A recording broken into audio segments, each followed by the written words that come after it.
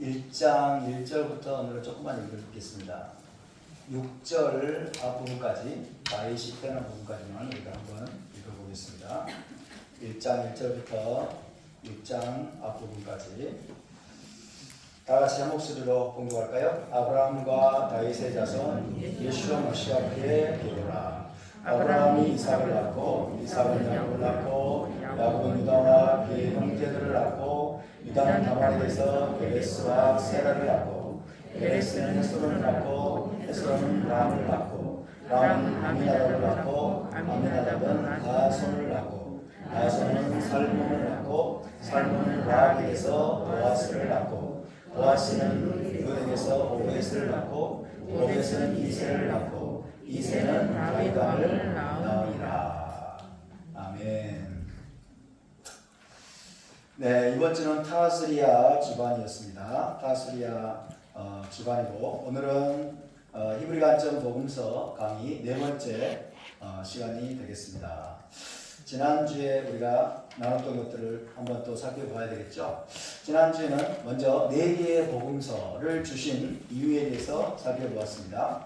성막을 중심으로 동서남북 네 방향으로 진을 쳤던 이스라엘 진영 기억나십니까? 동서남북 네 방향으로 진을 쳤던 이스라엘 진영이 성막을 호위하고 쉐키나 영광을 호위하는 그림이었던 것처럼 예수와를 중심으로 네 방향으로 자리 잡은 사복음서, 예수와를 중심으로 네 방향으로 자리 잡은 사복음서가 토라와 예수와를 호위하는 그림이라고 할 수가 있겠습니다. 따라서 네 개의 복음서는 사자와 송아지, 인자, 독수리 등 메시아의 네 가지 얼굴, 메시아의 네 가지 속성을 보여주는 것이라고 말씀을 드렸죠. 단면적이고 평면적인 메시아가 아닙니다. 단면적이고 평면적인 메시아가 아니라 입체적이고 복합적인 메시아의 속성과 얼굴을 보여주기 위해서 네 개의 복음서가 기록되었다고 할 수가 있겠습니다. 메시아를 우리가 어떻게 단면적으로 알 수 있겠습니까? 메시아는 다중적이고 복합적이고 너무나 다양한 얼굴을 가진 엄청난 속성들을 가진 분이라고 할 수 있겠죠. 자, 그런 메시아를 이 네 개의 복음서가 묘사를 해주고 있다라고 할 수 있겠습니다. 우선 마태복음은 왕으로 오신 메시아라고 했죠. 왕으로 오신 메시아, 사자복음이라고 말씀드렸습니다. 마가복음은 겸손과 섬김의 모본으로 오신 메시아, 송아지 복음 혹은 황소 복음이라고 할 수 있겠습니다. 누가복음은 완전한 인간, 사람으로 오신 메시아, 그래서 인자복음이라고 이야기할 수 있습니다. 그리고 요한복음은 보다 높고 신비로운 하나님의 아들, 신성을 가진 메시아를 보여주고 있다고 할 수 있습니다. 그래서 요한복음은 독수리 복음이다 라고 말할 수 있겠습니다.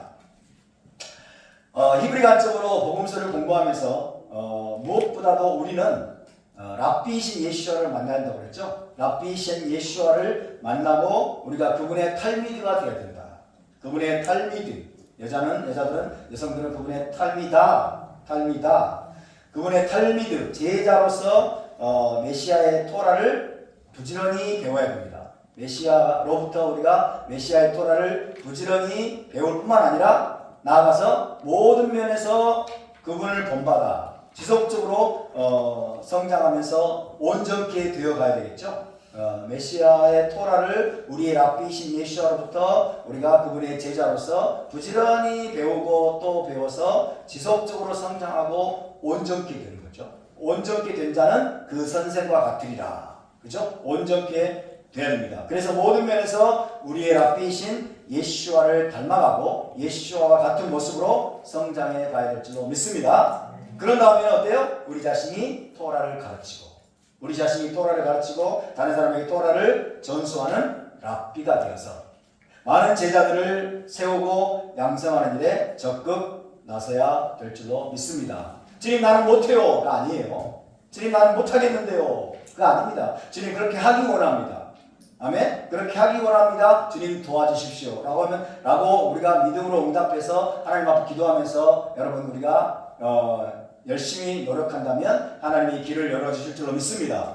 할렐루야. 그래서 우리는 제자 수준에 머물면 안 됩니다. 그죠? 우리는 랍비 예슈와의 탈미dim 공동체가 되어야 되지만은 거기서 머무는 것이 아니라 이제는 우리가 랍비가 되는 수준까지 올라가서 이제 많은 사람들을 제자로 양성하는 그런 일에 우리가 적극 나서야 된다라는 겁니다. 먼저는 물론 랍비 예슈와의 충실한 제자가 되어야 되겠죠. 먼저는 랍비 예슈와로부터 우리가 메시아의 토라를 부지런히 배워서 성장해야 되겠죠. 그러나 거기서 멈추는 것이 아니라 그 다음에는 부지런히 성장하여서 우리 자신이 제자들을 길러내는 랍비가 되는 데까지 나아가야 되는 것입니다. 그것이 바로 모든 예수와의 제자들이 마땅히 지향해야 되는 여러분 우리의 목표가 되어야 되는 것입니다. 답시다. 랍비가 되기 원합니다. 랍비 되기 원합니다. 랍비가 되게 하소서. 할렐루야. 여러분의 자녀가 여러분의 탈미드가 될 수 있어요. 그죠? 여러분의 친구가 여러분의 탈미드가 될 수 있어요. 우리의 여러분 제자가 될 사람들은 굉장히 많습니다. 우리 주변에 우리가 어느 정도 영향을 끼칠 수 있는, 그죠? 직접적으로든 간접적으로든 우리가 지금도 예수와로 배운 토라의 말씀을 우리가 나누는 거예요. 그리고 제자가 되게 만드는, 다른 사람들을 제자가 되게 만드는 그 일에 우리가 그 도전을 우리가 받아야 될 줄로 믿습니다. 답시다. 주님, 랍비 되기 원합니다. 주님, 나도 랍비가 될 수 있습니다. 우리 옆에 분을 격려합시다. 당신도 랍비가 될 수 있습니다. 우리 랍비가 됩시다. 할렐루야. 아멘입니까? 아멘. 한 주 만에 분위기가 달라졌습니다. 좋습니다. 예. 우리 모두 랍비가 되어야 됩니다. 아멘입니까? 여러분이 목사가 될 필요는 없어요. 여러분이 선교사가 될 필요도 없습니다. 그렇죠? 그러나 우리 모두는 여러분 랍비가 될 수 있습니다. 여러분이 선지자가 될 필요는 없고 여러분 목사가 될 필요는 없지만 우리 모두는 제사장이 되어야 됩니다. 아멘. 그것이 우리의 부르심이에요. 그렇게 하나님이 해주겠다고 말씀하잖아요. 그죠? 하나님이 해주겠다고. 부지런히 예수와를 따라다니다 보면 자기도 모르게 랍비가 되어 있는 거예요. 나중에. 베드로가 랍비가 되려고 했겠습니까? 물론 그랬을 수도 있지만 베드로, 야고보, 요한, 심지어 세리였던 마태, 그죠? 세리였던 마태가 여러분 예수와를 따라 나섰어요. 자기가 나중에는 랍비가 돼가지고 여러분 토라를 전하고 예수와의 복음을 전하다가 순교할 줄 누가 알았겠어요? 그죠? 부지런히 따라다니다 보면 나도 모르게 성장하고 랍비가 되어 있는 거예요. 할렐루야. 그 가능성을 차단하지 마시기 바랍니다. 우리 안에 부정적인 사고를 차단하는 거예요. 나는 못난이야. 나는 연약해. 나는 배운 것도 없어. 나는 아는 것도 없어. 나 같은 자가 무슨 랍비. 나는 먹고 살고 힘들어 죽겠는데. 이런 부정적인 사고, 여러분 퇴행적인 사고가 우리로 하여금 랍비가 되지 못하고 가로막는 거예요. 그것이 바로 헬라적인 사고예요. 헬라적인 사고. 답시다. 내게 능력 주신 자 안에서 내가 모든 것을 할 수 있느니라. 아멘입니까? 아멘입니까? 아멘입니까? 다시 한번. 내게 능력 주신 자 안에서 내가 모든 것을 할 수 있느니라. 할렐루야. 하나님이 내게 능력을 주시며 그리고 하나님이 여러분 부르신 것이라면 우리가 믿음으로 응답하면 나중에 성취되게 되어 있습니다. 그죠? 하나님 부르지도 않았어. 하나님 말씀도 안 하셨어. 근데 내가 하겠다라고 막 나서면 이거는 힘들어요. 안 될 가능성이 높아요. 근데 하나님 내가 해주겠다. 그죠? 내가 해주겠다. 내가 너를 제사장으로 부른다. 하나님 그렇게 말씀하셨어요.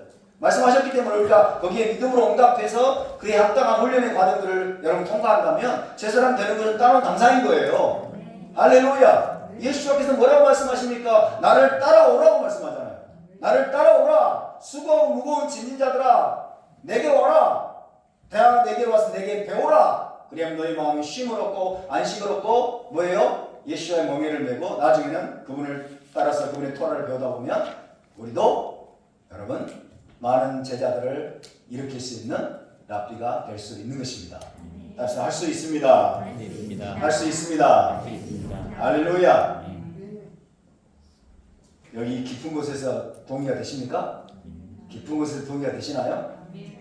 안 되신다면 문제가 있는 거예요. 자, 그러면 이제 사복음서가 어떻게 해서 기록되었는지 좀 더 구체적으로 살펴보도록 하겠습니다.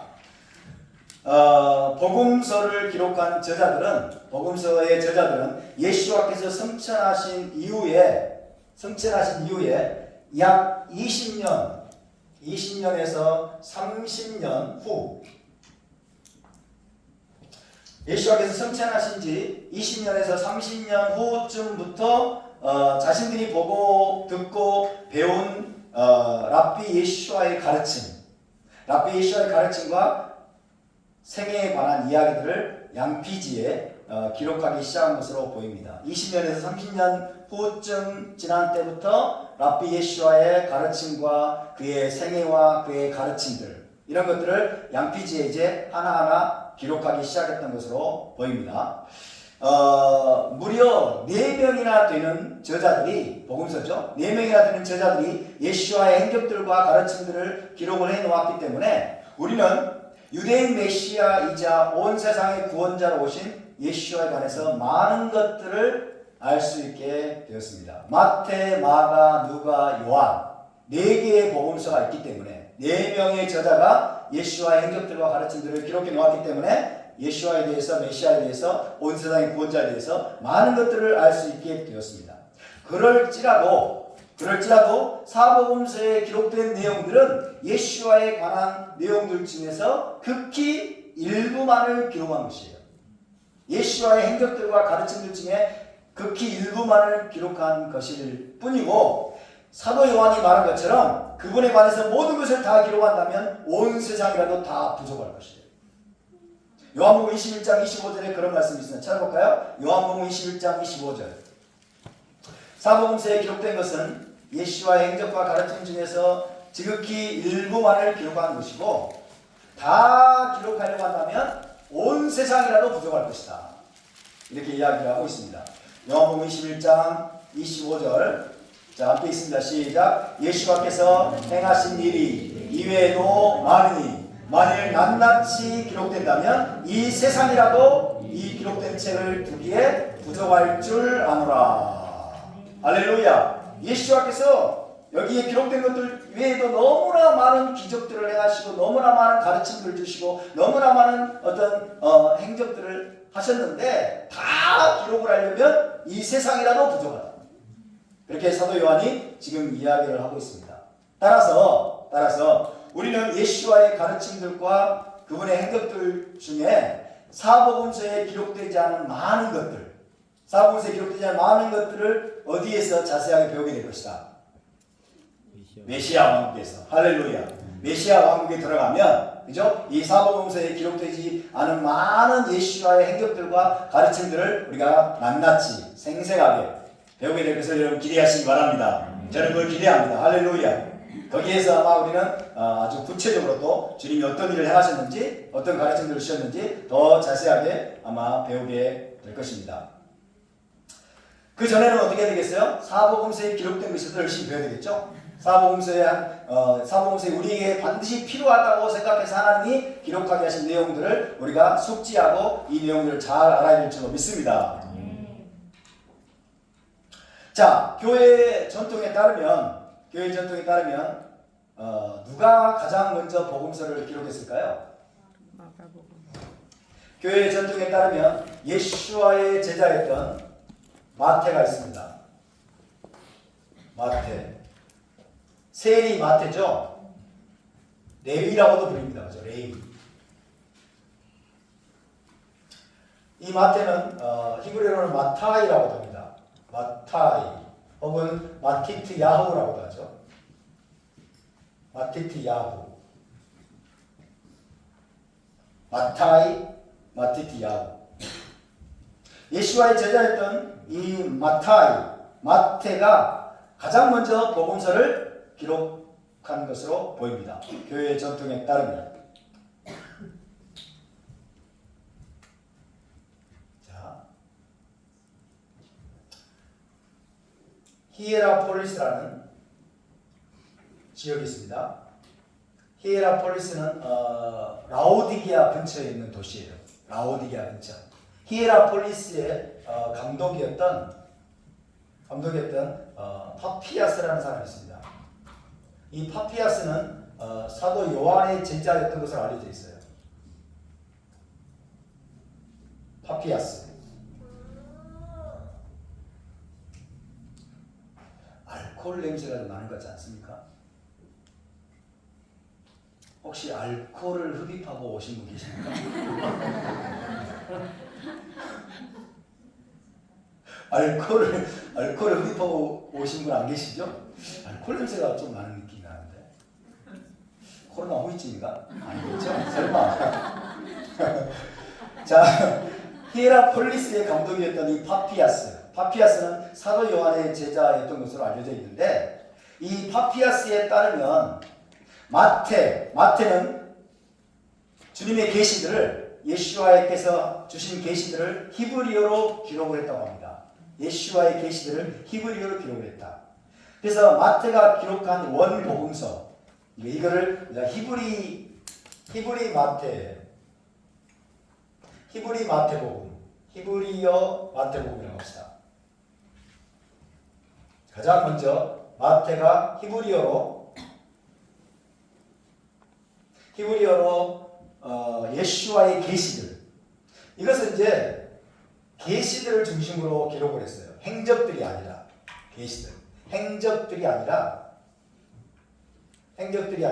계시들을 중심으로. 그래서 이거를 sayings gospel 이렇게 부를 수 있습니다. 말씀 복음이다. 말씀들을 중심으로 적어놓은 복음이다. 그죠? 그러니까 맨 처음에 마태가 히브리어로 기록한 이 복음서는 계시들을 중심으로, 주께서 하신 말씀들을 중심으로 적어놓은 복음서였을 가능성이 높습니다. 말씀 복음서. 자, 초기 교회의 역사가 있습니다. 여러분 이런 분들 좀 이름을 좀 알아두실 필요가 있는데, 초기 교회의 역사가였던 유세비우스가 있어요. 자, 이 유세비우스에 따르면 마태가 처음에는 유대인들에게 복음을 전하면서 예수와의 가르침을 전했다고 합니다. 예수와의 승천하신 이후에 처음에는 유대 땅에서 유대인들에게 복음을 전하면서 예수와의 가르침, 자기가 배운 가르침들을 그렇게 전수를 했는데, 그러다가 어느 순간에 유대 땅을 떠나서 이방인들에게 내가 가야 되겠다. 이방인들을 가서 내가 예수와의 복음을 전해야 되겠다라고 결심을 하면서 자기가 없는 공백을 메우기 위해서 히브리어로 복음서를 기록하기로 마음먹었다고 합니다. 이게 이제 유세비우스가 하는 말이에요. 그죠? 처음에는 유대 땅에서 유대인들을 대상으로 예수와의 가르침을 가르치고 또 전수하다가 때가 되어서 이제는 이방인들에 가야 되겠다. 이방인들에게 가서 복음을 전하고 예수와의 말씀을 전수해야 되겠다고 마음을 먹으면서 자기가 없는 그 빈 자리를 채우기 위해서 히브리어로 복음서를 기록하기로 마음을 먹었다고 합니다. 그래서 자신이 유대 땅에 남아 예수와의 말씀을 구두로 전해줄 수 없게 되었기 때문에 남아있는 제자들이 수시로 읽으면서 배울 수 있도록 책으로 기록하게 된 것입니다. 이것이 히브리어 복음서라고 합니다. 하지만 애석하게도 마태가 기록한 히브리어 복음서는 현재 없어져서 존재하지 않습니다. 마태가 기록한 이 히브리어 복음서는 지금 우리가 갖고 있는 마태복음과는 다릅니다. 지금 우리가 가지고 있는 마태복음과는 다른 것이고, 그 이전에 말씀들을 중심으로 기록해놓은, 히브리어로 기록해놓은 그 복음서를 말하는 거예요. 그죠? 제일 먼저 그래서 마태가 이방 땅으로 가면서 이방인들에게 복음을 전하러 가면서 유대 땅에 남아있는 제자들이 항상 보고 읽으면서 배울 수 있도록 하기 위해서 히브리어 마태복음을 기록을 해놓았는데, 애석하게 이것은 지금 사라져버리고 없는 상태다 라는 것입니다. 그래서 가장 먼저 기록된 게 뭐예요? 히브리어 마태복음이 가장 먼저 기록이 됐는데, 이것은 현존하지 않는다 하는 것을 먼저 여러분 기억하시기 바랍니다. 그렇다면 현존하는 사복음서 중에서 가장 먼저 기록된 것은 어떤 것일까요? 마가복음입니다. 교회의 전통에 따르면 가장 먼저 기록된 복음서는 마가복음입니다. 현존하는 사복음서 중에서 가장 먼저 기록된 복음서는 마가복음이에요. 마가는 누구일까요? 이단을 막아버리기 위해서는 마가복음이 필요하죠. 자, 파피아스에 따르면 사도 요한의 제자였고 히에라폴리스의 감독이었던 파피아스에 따르면 마가 요한입니다. 마가 요한. 여기서 마가 요한. 마가 요한은 사도행전에 나옵니다. 아시죠? 마가 요한은 바나바의 생질이었어요. 바나바의 생질. 생질은 아마 조카를 말하는 걸 거예요. 바나바의 생질이면서 베드로와 아주 가까웠던 사이였어요. 바나바의 조카 생질이면서 베드로와 아주 가까웠던 것으로 보입니다. 그래서 베드로가 로마로 복음을 전하러 갔을 때 베드로의 통역자로 활약했다고 합니다. 베드로의 통역자. 자, 로마로 베드로가 복음을 전하러 갔습니다. 근데 로마는 헬라어에 능통하지 못했어요. 히브리어는 잘했지만 헬라어는 떠듬떠듬했겠죠. 헬라어를 능통하게 하지 못했기 때문에 마가 요한이 베드로와 동행하면서 베드로를 따라다니면서 베드로의 통역자로 그렇게 활약을 했다고 합니다. 파피아스는 그에 관해서 이렇게 기록을 했습니다. 한번 들어보세요. 파피아스의 이야기입니다. 베드로의 통역자가 된 마가는 주님의 말씀들과 행적들에 관해 그가 기억하고 있는 한 순서는 바르지 않지만 주의 깊게 기록을 했다. 조심스럽게 기록을 했다. 베드로가 말한 것들을 기억한 거죠.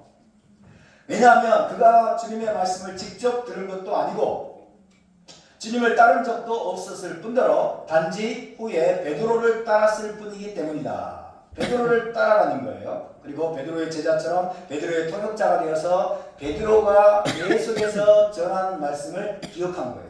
그죠? 베드로가 전한 말씀을. 베드로는 그의 가르침을 그때그때 상황에 맞춰 진술했을 뿐, 로마에서 베드로는 그의 가르침을 그때그때 상황에 맞춰 진술했을 뿐 주님의 말씀들을 체계적으로 배열하려고는 하지 않았다. 그러니까 예수와의 말씀을 처음부터 마지막까지 순서대로 베드로가 다 배열해가지고 하려는 의도는 없었어요.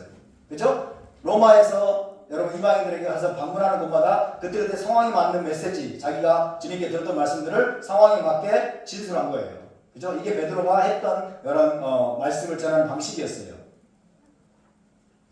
그래서 마가는 기억이 나는 대로 베드로가 말한 것들을 기록을 했으나 내용에 있어서 조금도 틀리지 않았다. 다만 그는 자신이 들은 것을 아무것도 빠뜨리거나 혹은 잘못 진술하지 않으려는 단 하나의 목적만을 가지고 있었다. 이렇게 파피아스가 증언을 했습니다. 무슨 뜻이냐면요, 마가 요한이 주님의 가르침과 행적들을 체계적으로 배열한 것이 아니라 다만 베드로의 입을 통해 가르쳐진 가르침들을 기억이 나는 대로 충실하게 기록을 했다는 것입니다. 당시 로마에서 예수와의 수제자였던 사도 베드로를 통해서 주님의 말씀들과 행적들을 들은 사람들은 그 이야기들을 한 번 듣는 것으로 만족하지 못했어요. 베드로가 자기들한테 와가지고 예수와의 수제자잖아요, 그죠?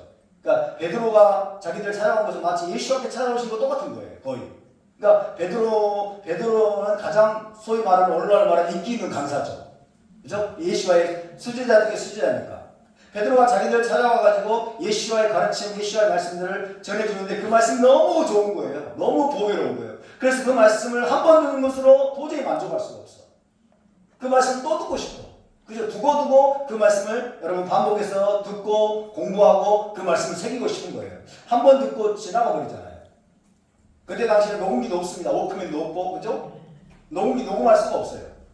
그러니까 그 말씀을 한 번 듣는 것으로 만족하지 못하고 사도 베드로의 이 보배로운 가르침을 제발 문서로 기록해달라고 그의 통역자인 마가 요한에게 이 로마에 있는 그 이방인들이 간청하고 또 간청을 했다고 합니다. 그래서 마가 요한에게 제발 베드로 사도의 저 보배로운 말씀들, 저 입에서 나오는 예수와의 가르침들을 제발 책으로 글로 좀 써달라고, 문서로 좀 만들어달라고 계속 간청을 했다고 합니다. 항상 사도 베드로를 따라다니면서 통역을 하고 그 다음에 비슷한 내용의 말씀들을 반복해서 듣기 때문에 베드로의 가르침을 누구보다 잘 기억하고 있을 사람 누구겠어요? 마가 요한이겠죠. 그죠? 통역자로서 늘 따라다니니까 비슷한 말씀을 듣겠죠. 또 반복해서 여기 가서 또 전하는 메시지, 저기가 전하는 메시지, 또 저기 공동체가 전하는 메시지, 비슷한 내용들이 많을 겁니다. 그렇죠? 그걸 반복해서 늘 듣고 통역을 했기 때문에 사도 베드로의 가르침을 누구보다 잘 알고 있고 기억하고 있는 사람은 마가 요한이었어요. 그래서 마가 요한이 부탁한 거예요. 제발 저 보배로운 말씀을 한 번 듣는 것을 끝나지 않게 해달라고. 문서로 좀 써달라고. 그렇게 간절히 간청을 했던 것입니다. 그들의 설득을 이기지 못해서 마가 요한은 베드로가 전한 말씀들을 기억이 나는 대로 최대한 충실하게 기록한 다음에 로마에 있는 제자들에게 넘겨주었다고 합니다. 로마에 있는 제자들에게 그걸 넘겨주었다. 그것이 우리가 갖고 있는 마가복음입니다. 마가복음. 베드로 사도는요, 이 자신의 가르침을 마가가 책으로 기록하는 것을 금하지도 않았고 또 구원하지도 않았다고 해요. 금지하지도 않았고 그렇다고 권장받지 않았어요. 그냥 지켜보고 있었던 거예요. 베드로 사도는 금하지도 않고 구원하지도 않았으나 나중에는 마가의 열정을 기뻐했고 마가가 쓴 책이 대중적으로 읽혀지는 것을 베드로가 승인했다고 합니다. 그래서 이 마가복음은 마가 요한이 기록했지만 사실상은 베드로의 입을 통해서, 그죠? 베드로의 입을 통해서 전해진 예수와의 말씀들, 예수와의 가르침들, 예수와의 행적들이라고 할 수가 있겠습니다. 그렇게 해서 베드로의 통역자였던 마가 요한에 의해서 최초의 복음서인 마가복음이 탄생하게 되었습니다. 로마에서 베드로를 따라다니면서 베드로의 통역자로 활약을 했던 마가 요한, 그러면서 베드로의 제자가 되었던 마가 요한에 의해서 마가복음이 탄생이 되었다 하는 것입니다. 이해되시죠? 그 다음으로 기록된 책은 무엇일까요? 누가복음 그리고 마태복음입니다. 누가복음, 마태복음. 누가복음과 마태복음 중에서 어느 책이 먼저 기록되느냐, 이것은 학자에 따라서 의견이 갈라집니다. 어떤 학자들은 누가복음이 먼저 쓰여졌다, 어떤 학자들은 마태복음이 먼저 쓰여졌다 라고 이야기들 하지만 순서는 크게 중요하지 않은 것 같아요. 먼저 저는 마태복음을 말씀드리겠습니다. 마태복음. 자, 현존하는 마태복음이 이제 쓰여지려고 할 무렵에는, 마태복음이 쓰여지려고 할 무렵에는 이미 뭐가 이제 존재합니까? 마가복음이 존재하죠?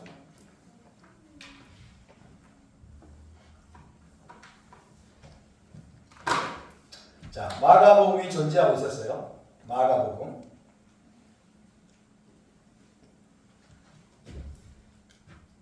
마가복음이 존재하고 있었고, 더불어서 Q라고 하는 문서가 존재했습니다. Q는 뭐냐면 예수와의 어록집입니다. 어록. 예수와의 말씀들을 담아놓은 Q라는 문서가 이때 당시에 존재하고 있었다고 합니다. Q.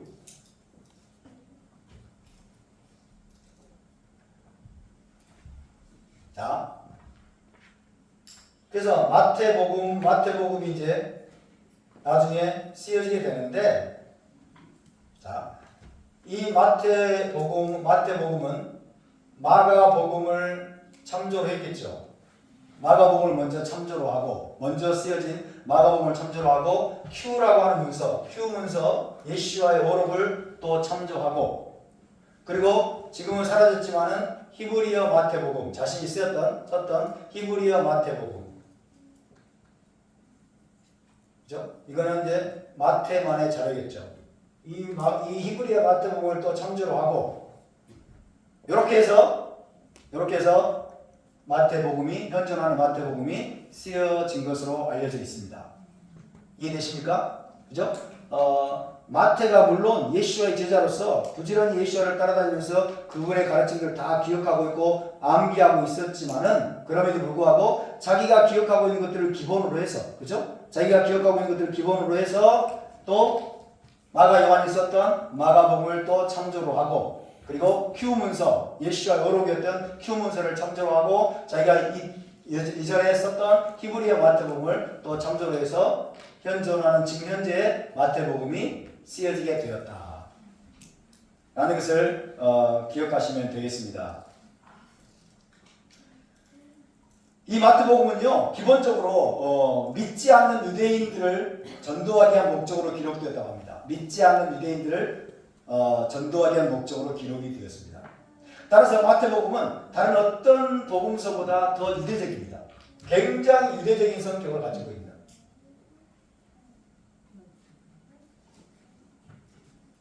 믿지 않는 유대인들을 전도할 목적으로 쓰여진 복음서이기 때문에 다른 어떤 복음서보다 더 유대적인 성격이 강한 복음서라고 합니다. 그렇기 때문에 유대인들을 전도하기에 가장 적합한 복음서가 있다면 뭘까요? 단연 마태복음이겠죠.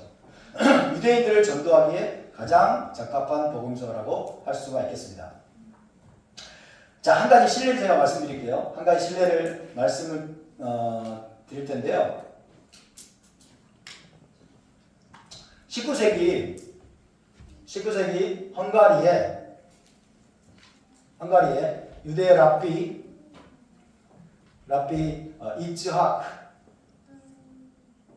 이츠학 리텐슈타인이라는 사람이 있었어요. 19세기 헝가리에 유대 랍비 이츠학 리텐슈타인이라는 랍비가 있었습니다. 지금도 그렇지만은 당시에도요, 신약 성경은 유대인들 사이에서 뭐예요? 금서예요. 유대인들 사이에서 특히 토라를 준행한 유대인들 사이에서는 엄격히 금지된 문서였어요. 신약 성경을 소유해서도 안 되고, 그죠? 소유해서도 안 되고, 심지어 봐서도 안 돼. 봐서도 안 될 정도로. 읽는 것은 상상할 수가 없어요. 금서, 말 그대로 금서예요. 금지된 문서였습니다. 집안에 둬서도 안 돼요. 집안에 신약 성경이라고 하는 것을 집안에 들여서도 안 되는 그런 문서였어요. 그런데 이 랍비 리텐슈타인은 우연히 신약 성경을 손에 쥐고 읽게 되었습니다. 우연히 읽게 되었어요. 그 신약 성경은 어떤 거였냐면, 그가 약 33년 전에 어떤 유대인 선생이 신약 성경을 가지고 있는 걸 보고 뺏은 거예요.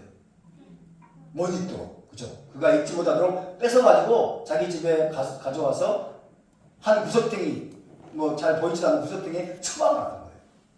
33년 전에 한 유대인 선생한테 뺏어가지고 못 읽도록 처박아 놨던 그 신약 성경. 그 신약 성경을 어느 날 갑자기 우연히 읽게 된 거예요. 우연히. 당시 유대인 사이에서는 신약 성경이라는 말이 언급되기만 해도 말한 사람을 꾸짖고 비난하고 경멸조의 말을 퍼붓는 것이 관례였다고 합니다. 그 정도로 혐오하는 거예요. 신약 성경을 그 정도로.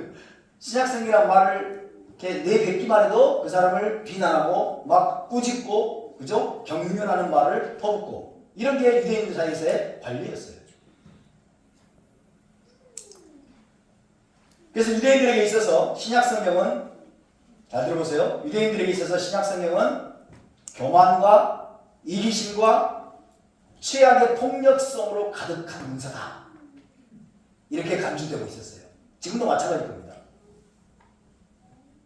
신약 성경 안에 뭐가 가득하다? 교만과 이기심과 그리고 최악의 폭력성으로 가득한 그런 내용들로 채워져 있는 것이 신약 성경이다. 우리 유대인들은 신약 성경을 쳐다보지도 말고 이름도 부르지 말고 집안에 들이지도 말고 절대로 읽어서도 안 된다. 여러분, 유대인들이 신약 성경 안에 교만과 이기심과 최악의 폭력성이 가득하다라고 여러분 간주하고 있는 이유는 무엇일까요? 그동안에 기독교인들이 유대인들에게 보여주었던 행위들 때문에 그래요.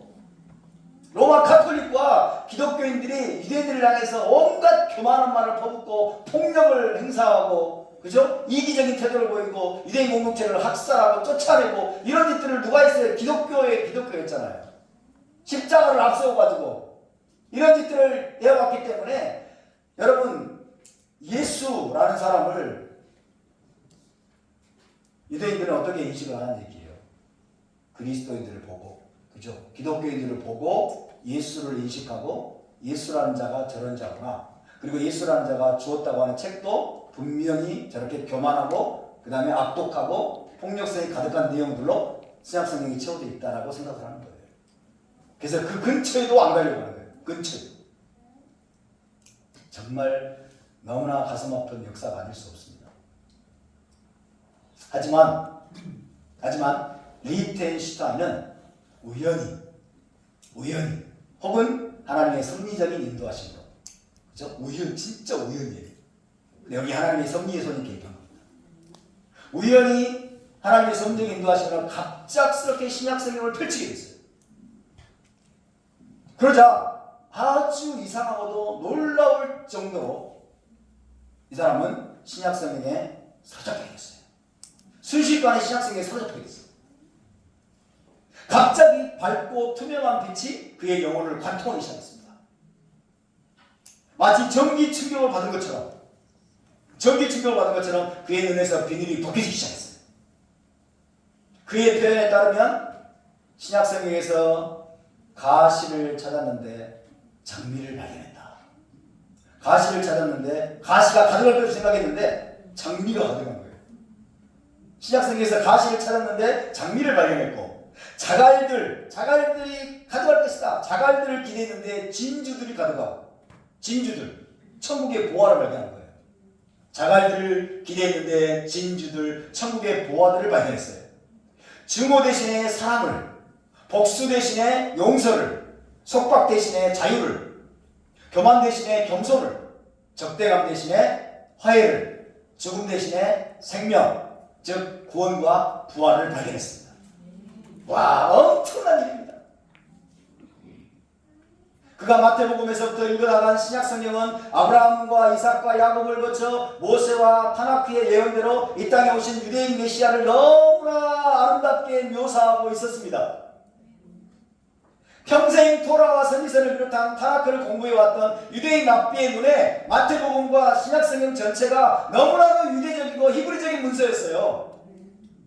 신약성경 전체에서 그는 너무나 아름다운 옷을 입고 계신 메시아를 발견했습니다.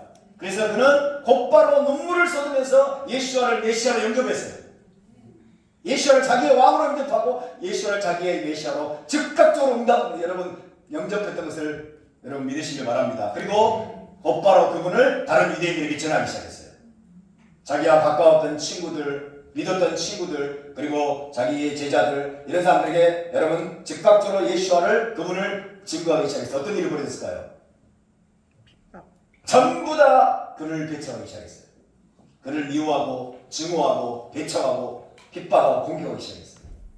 그런 일이 벌어진 거예요. 여러분 정말 놀랍지 않습니까?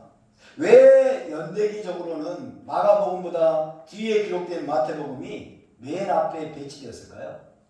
왜 맨 앞에 배치되었을까요? 아마도 하나님께서는 신약성경을 우연히 읽게 될 유대인들을 위해서, 신약성경을 이 리히텐슈타인처럼 우연히 읽게 될 유대인들을 위해서 지극히 유대적인 복음서를 맨 앞에 배치하지 않으셨을까 하는 생각을 해봅니다.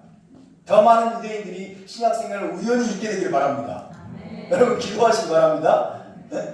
주님, 많은 유대인들이 우연히 신약성경을 읽게 해주세요. 에스더 왕후의 남편, 여러분 아하스웨로 왕이죠. 아하스웨로 왕이 우연히 역대기를 펼치잖아요. 그죠? 자기 나라의 역사를 기록해 우연히 펼치잖아요. 그게 하나님의 섭리입니다. 그래서 위대한 역사가 일어나기 시작하는 거예요.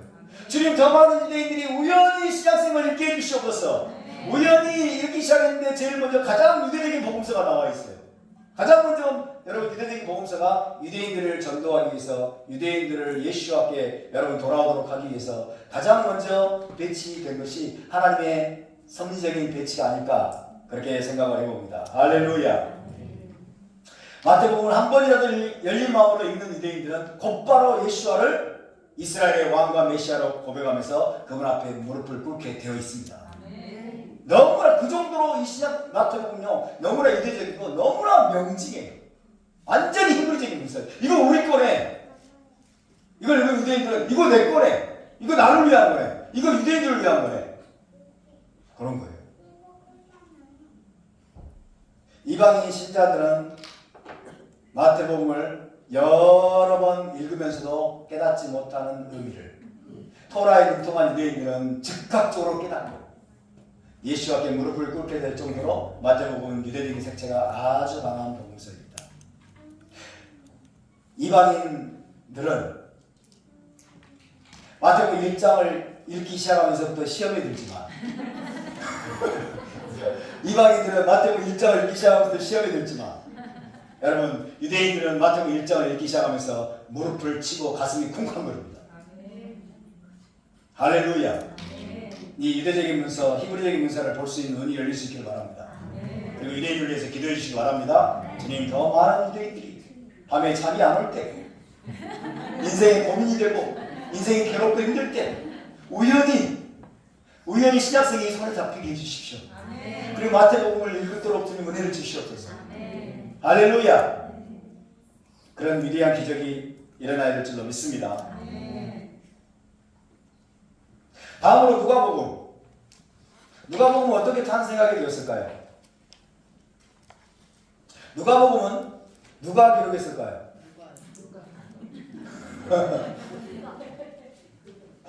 누가복음은 예수와의 제자는 아니지만 바울의 선교 여행에 동행했던 의사 누가에 의해서 기록되었습니다.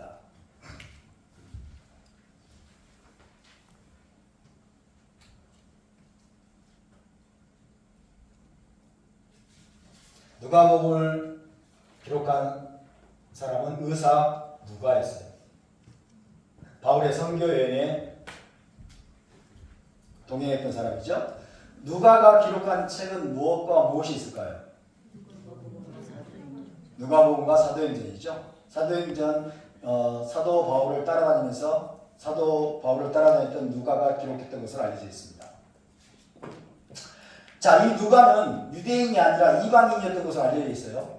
유대인이 아니라 이방인이었던 것으로 알려져 있지만은 그러나 토라와 히브리 문화에 대한 광범위한 그의 지식을 고려할 때 유대교로 개종한 사람이었을 가능성이 강력히 제기됩니다. 아마 유대교로 개종한 사람이었을 것이다.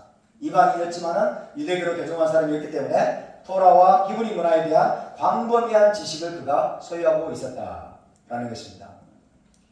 자, 의사 누가가 이 누가복음을 기록하려고 했을 때에도 이미 여러 종류의 자료들이 존재하고 있었어요.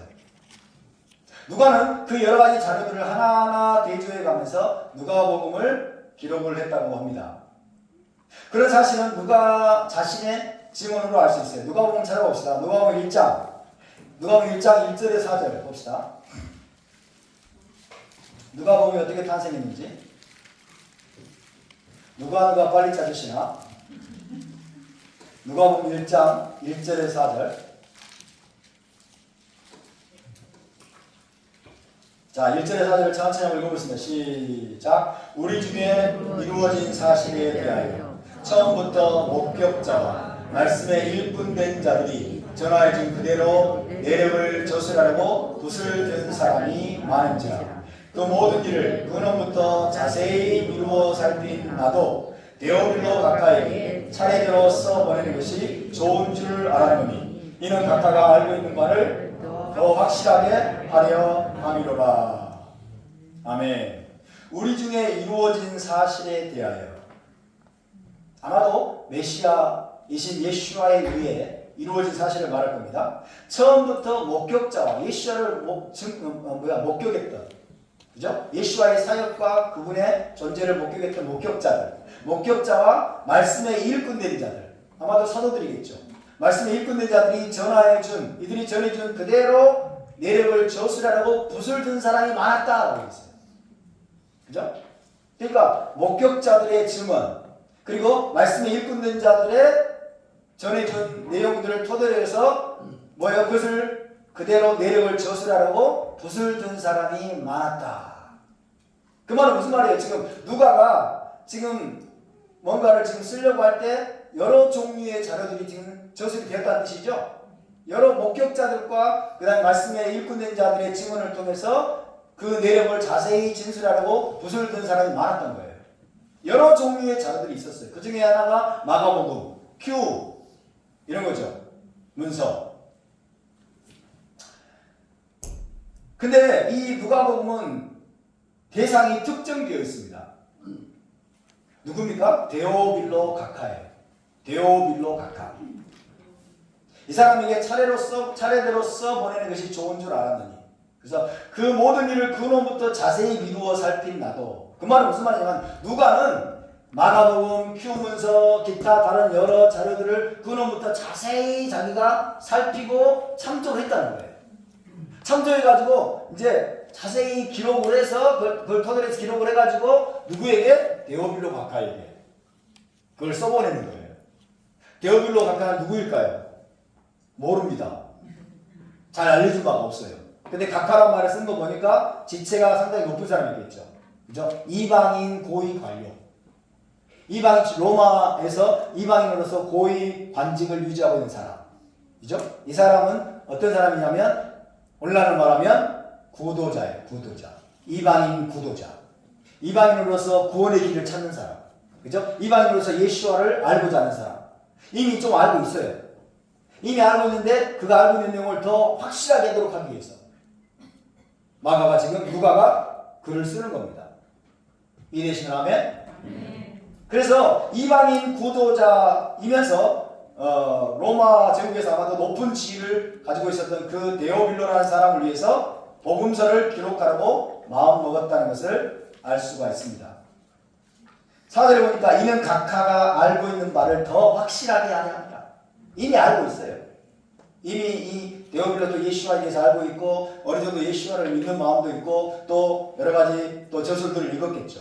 근데 누가는 그것을 더 확실하게 해주기 위해서 다시 말해 그를 그에게 복음을 확실하게 전하기 위해서 누가 복음을 지금 기록하려고 마음을 먹었다 라는 얘기입니다. 자, 그때 이미 존재하고 있는 저술들은 마가복음, 그 다음에 큐라는 이름의 예수와어로 또 목격자들과 말씀의 일꾼된 자들로부터 그가 수집한 여러 자료들이 있었음을 알 수 있습니다. 또 뭐가 있었을까요? 누가가 이 누가복음을 기록할 당시에는 여러 가지 자료들이 있었는데 베드로 복음서, 바나바 복음서, 도마 복음서, 히브리 복음서 등등등 이런 자료들이 존재하고 있었습니다. 이 자료들은 물론 나중에 정경으로 인정받지는 못했어요. 정경으로 인정받지는 못했다. 베드로 복음서, 바나바 복음서, 도마 복음서, 히브리 복음서, 나사렛 복음서 이런 것도 있었어요. 근데 27권에 못 들어갔어요. 나중에 정경성이 약하다.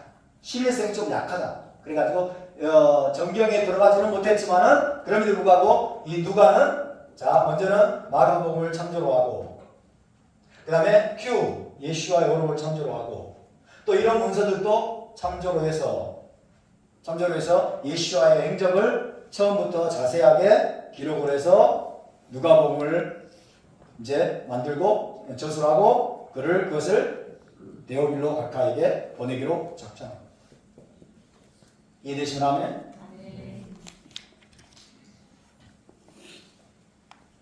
그러니까 사복음서 이외에도 여러분 이 AD 1세기는 수많은 복음서들이 있었어요. 수많은 제자들이 썼다고 하는 그런 복음서들이 존재하고 있었어요. 그렇지만 시간이 지날수록 이게 진짜네, 이건 진짜 하나님의 말씀이네, 이건 진짜 예수와께서 가르치신 말씀이 맞네라고 여러분 인정이 된 것은 4개의 복음서가 있는 거예요. 4개의 복음서. 그죠? 이것이 하나님의 섭리가 개입한 겁니다. 이해되시죠? 수많은 자료들이 있었지만 이 4개의 복음서만이 나중에 정경으로 인정받게 되었다 라고 할 수 있습니다. 자, 데오빌로 각하라는 지체 높은 이방인 구도자에게 예수와를 증거하고 전도하기 위해서 기록이 되었기 때문에 누가복음은 비교적 유대적인 색채가 약하겠죠. 그죠? 유대적인 색채가 약하고 오히려 이방인 불신자에게 전도하기에 적합한 복음서라고 할 수 있습니다. 이방인 불신자들에게 전도하기에 적합한 복음서다라고 이야기할 수 있겠습니다. 자, 그래서 3가지를 말씀드렸어요. 마가복음, 마태복음, 누가복음. 3가지 복음서를 말씀드렸어요. 그런데 마가복음이 제일 먼저 쓰여졌고 나중에 쓰여진 마태복음과 누가복음은 뭘 참조로 했다? 마가복음을 참조로 둘 다. 마가복음을 참조로 했어요. 그러다 보니까 마태, 마가, 누가복음은 굉장히 유사한 점이 많아. 굉장히 유사한 점, 공통된 내용들이 많아요. 공통의 관점으로 쓰여진 것처럼 보여요. 그래서 마태, 마가, 누가복음을 공관복음서다라고 합니다. 공관복음서. 공통의 관점이란 말이에요. 공통의 관점. 공관복음이라고 부릅니다. Synoptic Gospel.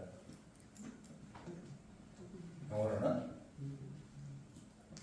마가복음을 참조를 했기 때문에, 마가복음을 참조를 해서 기록이 됐기 때문에 마태, 마가, 누가복음은 공관복음서라고 불린다. 거의 흡사해요. 유사하고 내용이 흡사한 내용들이 많고 공통의 관점들, 공통의 관점으로 기록되었다고 하기 때문에 공관복음서라고 부릅니다.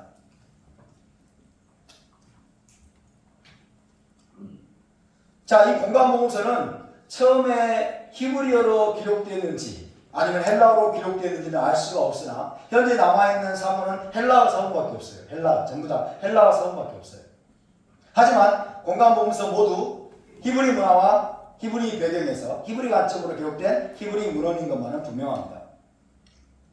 특히 토라와 선지서 등 타나크의 예언의 성취로 오신 메시아를 증거하고 타나크의 구약성경의 많은 구절들을 인용을 하고 있기 때문에 철저히 히브리적인 관점으로 해석할 때 그 진정한 의미가 밝혀질 수 있다는 것을 결코 잊어서는 안 됩니다. 구약을 모르면, 타나크를 모르면, 그죠? 타나크에 대해서 전혀 지식이 없고 문외 아니면 마태, 마가, 누가, 요한에서 무슨 말씀을 하고 있는지 알 수가 없어요. 히브리적인 문헌이다 라는 겁니다. 자, 이러한 히브리적인 성격 때문에 점점 더 많은 학자들이 이렇게 생각을 합니다. 점점 더 많은 학자들이 사복음서뿐만 아니라 신약성경의 대부분의 책들이 처음에는 히브리어로 기록됐을 것이다. 처음에는 히브리어로 기록되어 가지고 메시안 유대인들 사이에서 전해지고 읽혀지다가 나중에는 이제 이방인들에게 복음을 전해야 될 필요성 때문에 헬라어로 번역이 됐을 것이다. 제자들에 의해서. 그들이 제대로 헬라어로 번역이 되어서 이제 이방인 제자들에게, 신자들에게 읽혀졌을 것이다 라고 생각하는 학자들이 점점 더 많아지고 있어요. 신약성경의 많은 책들이 먼저는 히브리어로 기록됐을 것이다. 히브리어로 기록됐을 것이고, 근데 이방인들에게 나중에 전파되어야 될 필요성 때문에 나중에 헬라어로 번역이 됐을 것이다. 그런데 여러분, 그 후에 어떤 일이 벌어졌습니까? AD 1세기 지나서 2세기로 넘어가면서 메시아닉 유대인 공동체가 나중에 사라져버려요. 메시아 유대인 공동체가 없어져버려요. 메시아 유대인 공동체가 없어지면서 동시에 히브리어로 기록된 신약성경이 사라져버려요. 소실돼버려요. 그리고 이제 이방인 중심의 교회가 되지 않습니까? 기독교가 이방인 중심이 된 공동체가 되다 보니까 이제 나중에는 헬라어 사본만 남게 된 것이 아닌가, 그렇게 생각하는 학자들이 점점 늘어가고 있습니다. 제가 볼 때도 상당히 여기에 타당성이 있다고 보여져요. 그죠? 토라를 1세기 때 토라를 가르치고 토라를 여러분 증거하고 토라 티칭을 할 때에는 1세기의 랍비들과 그리고 예수와도 마찬가지고 히브리어로 말했어요. 히브리어로 말하게 돼 있어요. 일상의 언어는 아람어로 했습니다. 일상의 언어는. 자, 예수와께서 회당장 야이로의 집에 들어가서 그 딸이 죽어 있는 것을 보고 예수와께서 뭐라고 하셨어요? 딸을 향해서 달리다 쿰 그랬죠. 달리다 쿰은 무슨 말일까요? 히브리어일까요? 헬라일까요? 아람어일까요? 아람어예요. 왜 아람어를 말했어요? 이거는 토라 티칭이 아니니까. 그래서 달리다 쿰 그런 거예요. 일상의 언어로. 소녀야 일어나라 그런 거예요. 일어나라. 근데 예수님께서 토라를 가르칠 때는 유대인들 사이에서 하나의 법칙입니다. 토라를 낭독하고 토라를 가르칠 때에는, 토라를 강론할 때에는 1세기 때 많은 랍비들이, 여러분 대부분 랍비들이 다 히브리어로 말했어요. 왜? 토라는 거룩하니까. 거룩한 언어로 말해야 되는 거예요. 예수 앞에서 산에 올라가 앉으시니 제자들이 나온지라. 산에 올라가 앉아서 제자들이 나왔어요. 그때 입을 열어 가르쳐 가라사대 심령이 가난한 자는 복이 있나니 천국이 그들의 것이며. 자, 예수 앞에서 어떤 언어로 말씀하셨을까요? 히브리어로 말씀하기 시작하셨죠. 제자들을 향해서 지금 토라 강론을 하시는 거예요. 아슈레 하 아나빔 이렇게 되죠. 가난한 자. 아나빔이 아닌가? 맞아. 아슈레 이렇게 되는 거예요. 가난한 자도 거기 있나. 히브리어로 가르치고. 그렇다면 예수와의 제자들 베드로와 그 다음에 요한과 이런 사람들도 여러분 토라를 가르칠 때 예수가 승천하신 뒤에 토라를 가르칠 때 무엇으로 가르쳤을까요? 히브리어로 가르쳤겠죠. 그죠? 히브리어로 가르쳤겠죠. 그렇다면 그들의 가르침을 들었던 마가 요한이나 이런 사람들이 혹은 이런 사람들이 여러분 마가복음을 기록하고 이럴 때 먼저는 아마도 히브리어로 기록을 하시는 게 높아요. 히브리 마태복음도 마찬가지고. 그러다가 이제 이방인들을 위해서 아마 헬라어로 번역을 해서 이렇게 보급을 했을 가능성이 높습니다.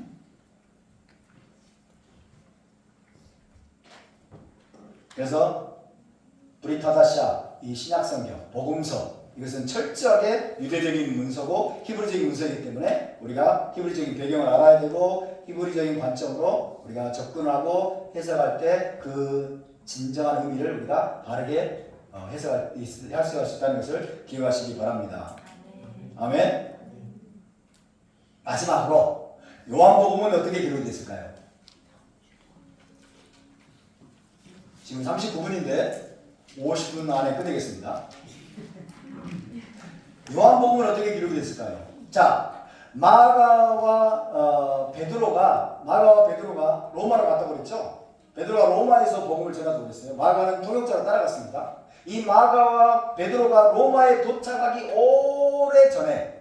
오래전에 예수와의 사랑받는 제자 요하나는 소아시아 지역에 복음을 전하기 위해서 예루살렘을 떠났습니다. 일찍이 예루살렘을 떠났어요. 그래서 전세에 따르면 사도 요한도 헬라어를 잘 못했다고 합니다. 헬라어를 잘 못했기 때문에 사도들이 요한의 통역자로 섬기도록 누구를 보냈느냐? 브로고로를 보냈어요. 브로고로가 누구일까요? 일곱 집사 중에 한 사람. 와, 성경 잘 하시는 분 계시네. 일곱 집사 중에 최초 일곱 집사 중에 한 사람이 브로고로죠. 빌립, 스데반 이런 사람들 있잖아요. 빌립, 스데반, 니가노르 이런 사람들. 바메나, 브로고로라는 사람을 이제 사도 요한의 통역자로 사도들이 보냈어요. 가서 통역자로 섬겨라. 이렇게 브로고로라는 사람을 보냈다고 합니다. 사도 요한은 에베소에 정착을 했습니다. 에베소에 정착을 해서 그곳에서 제자들을 키웠습니다.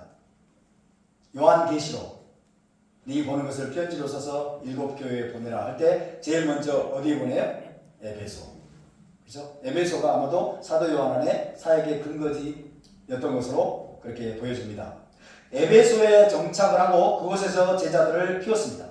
에베소를 근거로 해서 사도 요한은 예수와를 믿는 여러 공동체들을 돌아다니면서 말씀을 전했다고 합니다. 아마도 서머나 교회, 그 다음에 버가모 교회 이런 교회도 돌아다녔겠죠. 그래서 순회하면서 그들에게 복음을 전했어요.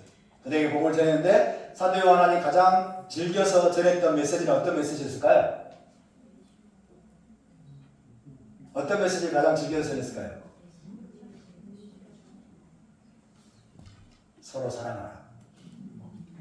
서로 사랑하라는 메시지를 제일 즐겨서 사도 요한이 전했다고 합니다. 가장 사도 요한이 중요하게 여겼던 메시지가 서로 사랑하라.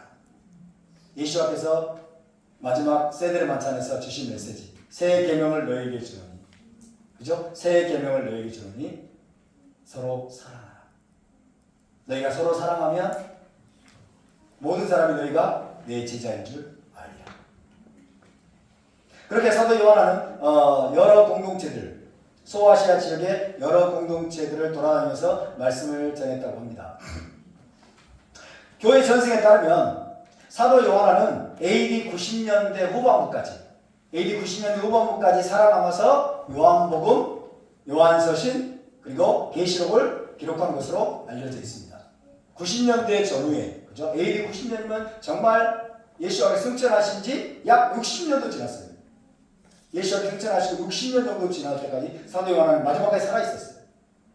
다른 제자들은 어때요? 순교했죠. 베드로는 거꾸로 매달려서 순교하고, 그죠? 도마는 저 인도로 가서 순교하고, 도망가고 한국에 왔다는 말도 있대요. 검증을 해봐야 되겠지만 어쨌든 많은 제자들이 순교하고 이 세상을 떠났습니다. 그래서 사도 요한은 90년, AD 90년이 넘을 때까지 살아남아 있었어요. 뭐 하도록? 아마도 요한복음, 그리고 요한서신, 그리고 마지막에는 계시록까지 저술하고 하나님께 돌아갈 수 있도록 하나님께서 아마 그를 살아남게 하신 것으로 보입니다. 요한이 네 번째 복음서를 기록하려고 할 무렵에는 요한복음이죠. 네 번째 복음서를 기록하려고 할 무렵에는 이미 뭐가 있어요? 마태복음, 마가복음, 누가복음이 존재하고 있죠. 이미 세 가지 복음서가 예수와 공동체 사이에서 읽혀지고 있었습니다. 그런데 왜 요한이 네 번째 복음서를 저술해야만 했을까요? 요한은 나머지 세 복음서에서 전해지지 않고 있는 예수와의 다른 측면들, 즉 예수와의 영적이고 신비적인 측면, 예수와의 보다 영적이고 신비적인 측면을 전하고 싶은 강한 감동을 받아서 요한복음을 기록하게 되었다고 합니다. 그래서 요한복음은 굉장히 영적이고 신비적인 차원의 복음서예요. 성경이 어려워요. 어떤 말씀부터 읽을까요? 요한복음부터 읽으세요. 이렇게 말하는 사람이 많잖아요. 다시 생각해 봐야 돼요. 자, 알렉산드리아의 교부 클레멘트라는 교부가 있어요. 알렉산드리아의 클레멘트라는 교부는 그에 관해서 이렇게 기록하고 있습니다. 들어보세요. 맨 마지막으로 요한은 다른 복음서들에서 외적인 사실들이 명백하게 전해졌음을 보고서 그의 친구들의 권유와 성령의 감동하심을 받아 영적인 복음서를 작성하게 되었다. 영적인 복음서, 신비적인 복음서. 이것이 요한복음입니다. 베레시트 하야 핫다바, 태초에 말씀이 계십니다. 얼마나 신비적이에요. 태초에 말씀이 계십니다. 여러분, 유대 신비주의적인 여러분 그 전통이 여기 녹아져 있는 거예요. 태초에 말씀이 계십니다. 성경이 어디 있어요? 타락에 어디 있어요? 그런 말씀 없어요. 명시적으로는 없어요. 근데 신비적인 해석 방법으로 보면은 태초에 뭐가 있었어요? 토라가 있었어요. 그죠? 토라는 태초부터 있었어요. 그 토라가 말씀이죠. 그래서 신비주의적인 해석에 의해서 여러분 그런 말씀이 나오게 되는 거예요. 유대 신비주의적인 해석이 녹아져 있는 책이 요한복음이에요. 태초에 토라가 계시니라. 이거는 태초에 토라가 계신, 태초부터 토라가 계셨어요. 요한 1서에 어떻게 시작되죠? 태초부터 있는 생명의 말씀에 관하여 있는 거잖아요. 그죠? 그러니까 예수와의 기원을 태초로까지 거슬러 올라가게 만드는 사도가 바로 요한입니다. 예수와라는 분은 태초부터 계신 분이다. 굉장히 영적이고 신비적이고 예수와의 신성을 강조하고 있는 거예요. 할렐루야. 태초부터 계셨던 그 토라가 말씀이 육신이 되어 우리가 오신 분이다. 아멘? 이거를 쉽게 이해할 수 있겠냐고요. 이 복음서가 바로 요한복음서입니다. 그러니까 외적인 사실들 쉽게 이해할 수 있고 외적인 사실들은 마태, 마가, 누가복음에서 이것에 의해서 확실하게 이제 확증이 되었다. 이제 예수와의 진정한 더 깊은 차원의 예수와의 속성, 영적이고 신비적인 차원의 속성, 즉 신성을 가진 그 메시아의 속성을 이제 사람들에게 알리고 소개하고 싶어자 하는 성령의 감동을 받아가지고 사도 요한이 요한복음을 마지막으로 기록하게 되었다는 이야기입니다. 할렐루야. 그래서 요한복음은 나머지 세 복음서와는 상당히 달라요. 공간복음서에 들어가지 않습니다. 세 복음서는 공간복음서, 요한복음서는 제4복음서, 네 번째 복음서라고 불리는 이유가 바로 그런 것입니다. 재미있습니까?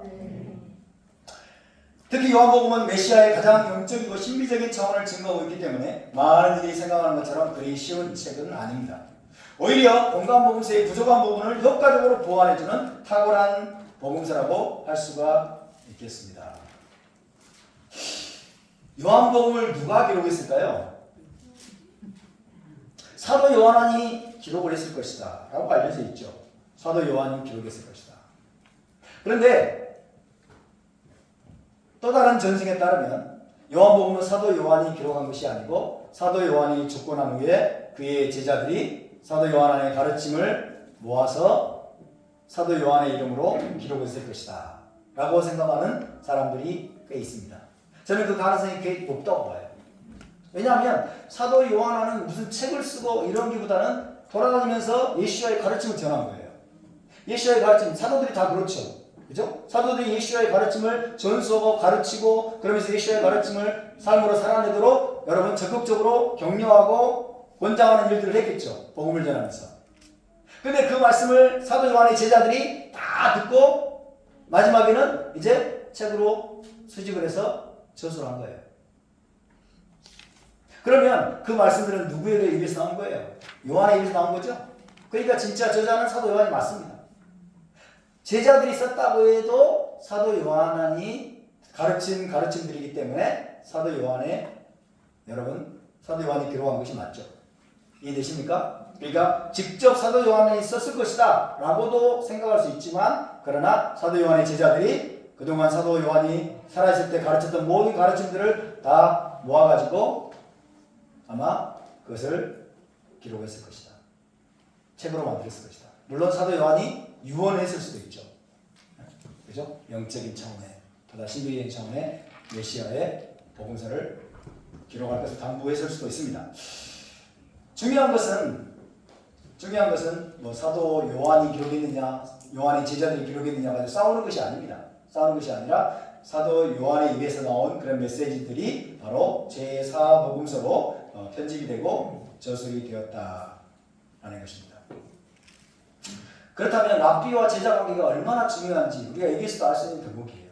사도 요한의 제자들이 얼마나 중요한 역할을 했는지, 그죠? 베드로의 메시지를 계속해서 들었던 마가 요한의 역할이 얼마나 중요한지, 그죠? 마가 요한이 베드로의 제자잖아요. 예수와의 제자였던 베드로의 입에서 가르쳐진 예수와의 말씀을 마가 요한이 귀담아 듣고, 그죠? 아주 자세하게 마가복음을 기록을 한 거예요. 마가 요한. 사도 요한은 여러분 에베소를 근거지로 해서 소아시아 지역을 순회하면서 예수와의 가르침을 부지런히 전하고 전도하고 여러분 전수를 했지만은 그 메시지를 제자들이 부지런히 여러분 잘 귀담아 들은 거예요. 그리고 그 가르침들을 잘 모아가지고 여러분 책으로 펴냈다. 랍비와 제자 관계가 얼마나 중요한지를 알 수 있는 대목입니다. 여러분 다시 한번 우리가 탈미드 제자로서 우리가 예수와의 토라를 여러분 귀담아 듣고 정말 신중하게 배우고 그래서 우리가 이 예수와의 아름다운 가르침을 만방에 알리고 또 전수하고 그리고 그래서 예수와의 이름을 여러분 아름답게 만드는 예수와의 이름을 드높이는 그런 저와 여러분이 될 수 있기를 주의 이름으로 축원합니다. 다시 말씀드리지만 탈미드 제자는 토라를 배우는 일에 헌신한 자입니다. 토라를 배우는 일에 헌신한 자.